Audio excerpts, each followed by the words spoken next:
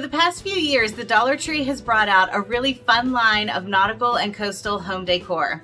I love making crafts like this because they fit right in with my everyday farmhouse decorations. Hey everyone, welcome back to my channel. My name's Jess and I'm really excited to get crafting, so let's get started. Have you ever seen these bath mats at the Dollar Tree? They're a little on the small side, but I've seen other creators make pillows out of them, and I thought with a few extra embellishments, they would make a great nautical inspired pillow. For each pillow, I grabbed 2 bath mats, and the only other things I'll need are some jute twine and some nautical rope. Before I got started working on the pillow, I did wash and dry the bath mats first because they do have a little bit of an odor to them, and they also shrink quite a bit in the wash, so I wanted to make sure they shrunk before I started working on them. For the embellishments for my pillow, I made 4 tassels out of the jute twine, 1 for each corner of the pillow, and I used my sanding block to wrap my twine around several times, and then I tied it in the center with another piece of jute twine. I cut the jute twine on the opposite side of the sanding block down the center, and then I took 1 more piece and about 3/4 of an inch down from where I had knotted the first piece, I wrapped it around a couple times and tied it in place to give it a finished look. Then I repeated that 3 more times so that I had a total of 4 tassels. Next, I took one of the bath mats and I laid it face up. So the side that you're seeing here is the side that's going to be on the outside of the pillow. I took one of my tassels and I used a little hot glue in the corner, and I made sure that the tassel was facing in towards the center of the pillow. Now I know that seems a little weird because this is going to be the outside of the pillow, but you'll see why I'm doing it this way in just a few minutes. And I did that in all 4 corners. Like I said, I added a little dab of hot glue to the corner, and then I made sure that my tassel was facing in towards the center of the pillow. After all 4 tassels were glued into place, I took my second bath mat and I laid it on top of it with the side that I don't want to show facing up. So this way I have both of my right sides facing together in towards the center. And I started hot gluing it on the bottom. I started close to the middle, but not quite in the middle, and I worked my way out to the edge.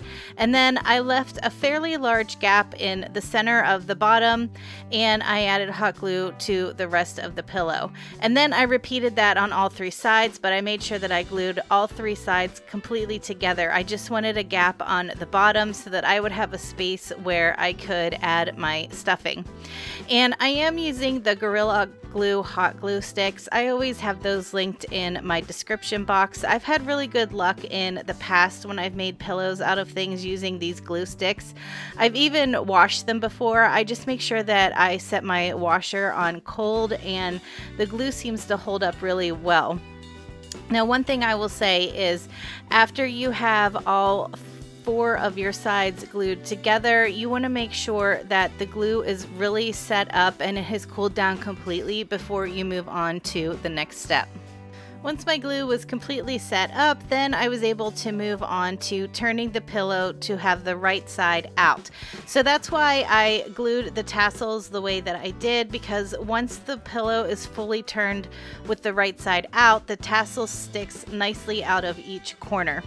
And the reason I'm using glue is because I don't have a sewing machine, but you absolutely could make this pillow the same way using a sewing machine. It's just that I like to do no-sew pillows because I don't have a sewing machine.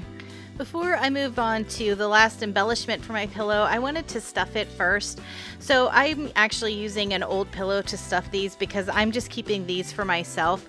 Usually when I make pillows for myself, I'll just use old pillows, but if I'm going to make them to give as a gift, I like to buy a new bag of polyfill. But like I said, I'm just going to use these, and I'm actually going to keep them on my porch, so I'm just using an old pillow. After I had my pillow stuffed to my liking, I needed to close that gap in the bottom, so all I did was roll the seams in to match where they were on both sides, and I added my hot glue. Now, if you're having trouble with this part, if you're having trouble rolling it in and gluing it at the same time, what I recommend doing is just doing a small section, maybe 1 inch wide, and using some kind of craft clip or clothespin to hold that for you, and then it'll make the rest of it roll in very easily. To create the nautical looking knot as an embellishment on my pillows, I took a length of this nautical rope, and you can see I have my finger protectors on here. I took both ends, I added in just a dab of hot glue, and I rolled them in between my finger protectors to seal both ends together. And I wanted 2 knots on my pillow, so I needed 4 lengths of rope altogether. To create the decorative knot, I laid one loop out on my work surface, and then I laid the other loop on top of it, overlapping it slightly. So you can see I have one loop facing to the right and one facing to the left. Then I picked up the left hand side of the left loop and I pulled it through the right hand loop, and it formed this sort of figure 8 knot. I'll show you again one more time. So I have my loop facing to the right, and then I laid my loop facing to the left. I picked up the very left side, went underneath, grabbed the bottom loop and pulled it through, and that formed my little knot. The last thing I needed to do to finish my pillows was just place my knots on the front.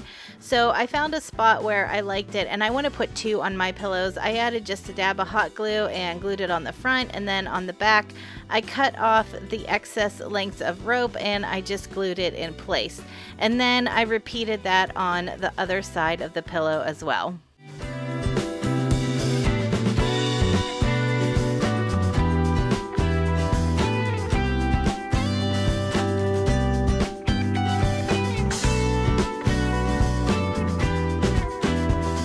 I saw this really cute sign on the Hobby Lobby website, and I knew I wanted to try to recreate it using items from the Dollar Tree.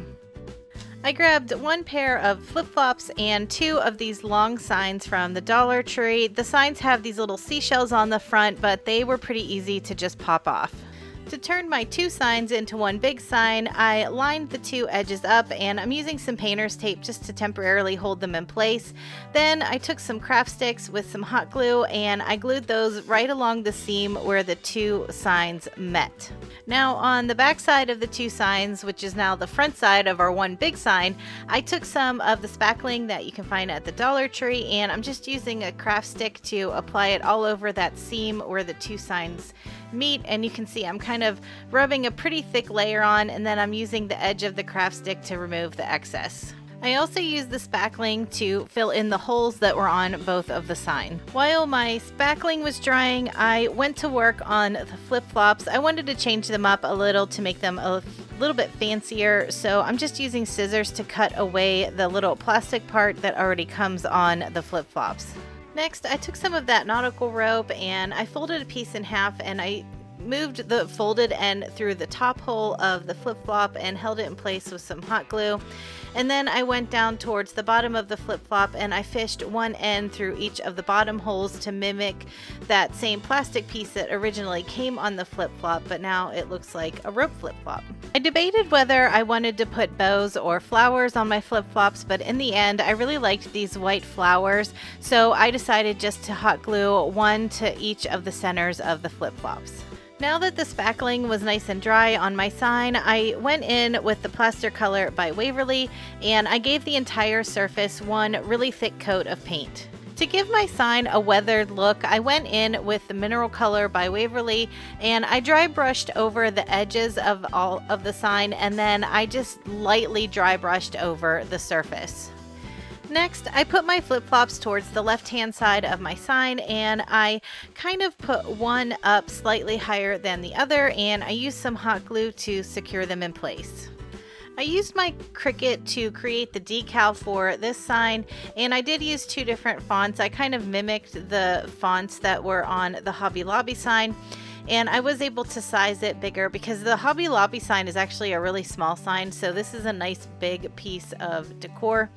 And I like to use this transfer, it's like a paper tape almost. I get it from Expressions Vinyl, and it's really great for when you're putting it on a painted surface because it won't lift up the paint. As a final embellishment, I found this really cool nautical rope at the Dollar Tree this year, and I decided to outline the whole thing with this rope. So I tucked the one end under the one flip-flop, and I kind of wanted it to look like it was kind of swirling around the whole sign. So I would kind of loop it out, add a little hot glue, tack it in place, and then when I would get to another spot, I would kind of billow the rope out again and just tack it in place until I had the whole sign outlined.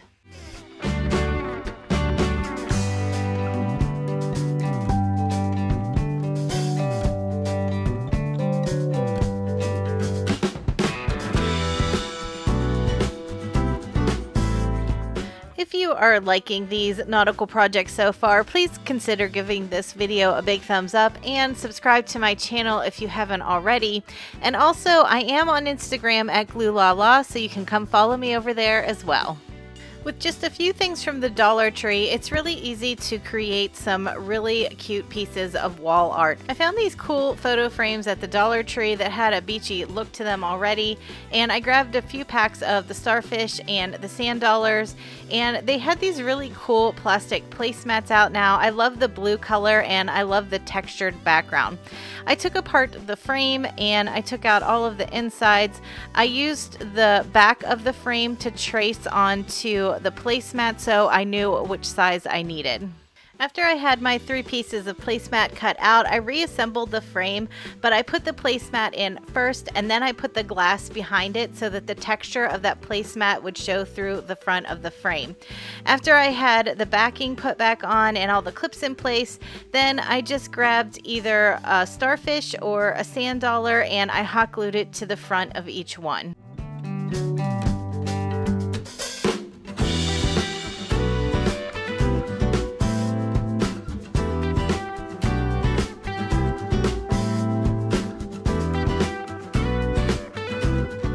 If you've been hanging out with me for a while, you probably know that I love to make sets of coasters, so I actually don't have a set of nautical inspired coasters.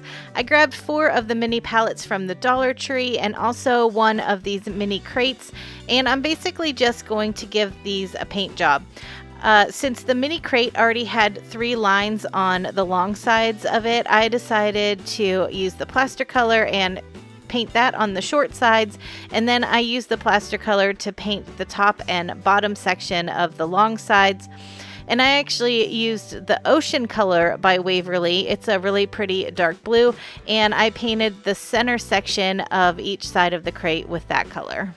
I decided to paint each of the coasters slightly different.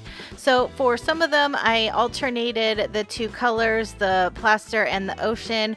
Some of them I painted the plaster on the outside pieces and I painted the ocean on the inside pieces, and on one of them I reversed it. It's really up to you how you want to customize this. I think it's really fun to go in and kind of do your own thing. After my paint was dry, I did go over all of the surfaces of the coasters with 1 coat of Mod Podge just to help waterproof it a little. As a final embellishment on my crate, I took some thicker jute twine that I got at Walmart and I just wrapped each handle of the crate with a row of jute twine.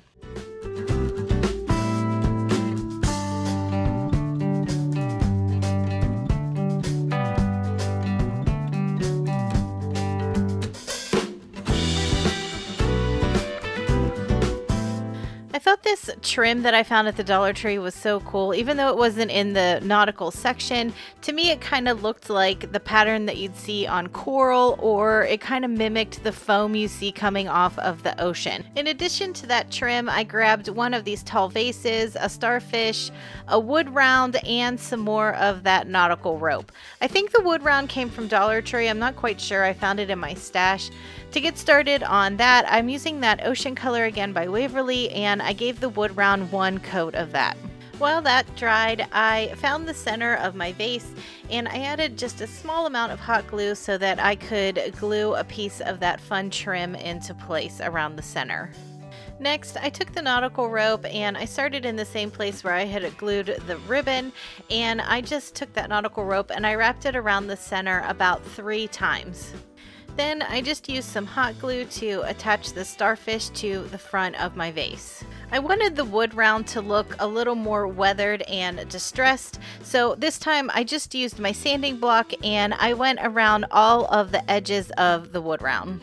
The last step is to fill the vase with whatever you like. I decided to add some of this river rock and a tea light, and I think this would make a really cute centerpiece for a wedding or a bridal shower.